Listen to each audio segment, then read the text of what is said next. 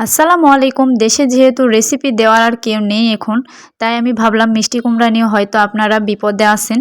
আপনাদের জন্য একটি রেসিপি নিয়ে চলে আসলাম। আমার মিষ্টি কুমড়ার রেসিপি যদি আপনাদের ভালো লাগে অবশ্যই ট্রাই করে দেখবেন। যারা পছন্দ করেন না মিষ্টি কুমড়া তারাও খুব পছন্দ করবেন এই খাবারটি।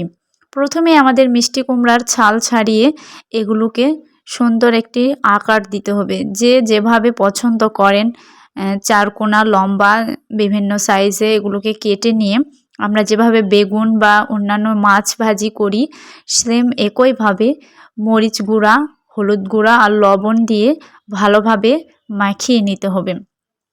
মাখিয়ে নেওয়া হয়ে গেলে এগুলোকে আমরা তেলে ভাজার জন্য কড়াই বসিয়ে দেব চুলোয়।